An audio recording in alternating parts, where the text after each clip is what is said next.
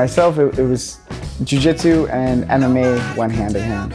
So I always knew I wanted to compete and fight. I was the biggest UFC fan as a kid. I watched every UFC fight there was. I remember going to Blockbuster Video, getting the VHSs and watching the old fights and seeing Royce Gracie and wanting to be a jiu-jitsu fighter.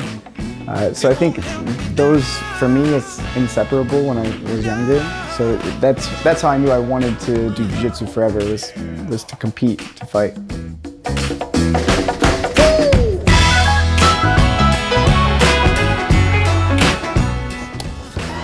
Overhand right, moves into a single leg, gets the takedown, does Mel, puts Diehl on his back. Ooh, went to the wrong side. Went to the wrong side, though. You can get in trouble when you're on that side. Back inside guard, is he stuck here? He is. Probably change much of anything anyhow.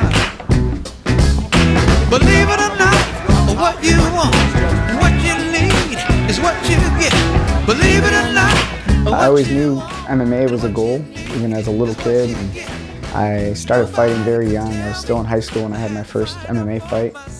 And since then I've had over 30 fights, maybe 35 fights, amateur and professional.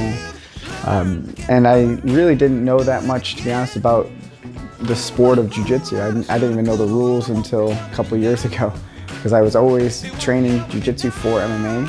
I really, honestly, I'm a big fan of the evolution of the sport. So, of course, it started with like one martial art at a time, and then it became this hybrid sport where everyone trains everything. I really, I wanted to be that growing up. I wanted to be the guy who trained everything instead of just being, one-dimensional. And I competed a little bit in jiu-jitsu, but as I got older and as I started my jiu-jitsu school, like the last 3.5 years, I've turned all my attention towards the sport of jiu-jitsu, and it's really cool to see how big it's gotten. I feel like it's, the possibilities are just beginning. In the next couple of years, I think it'll be even bigger.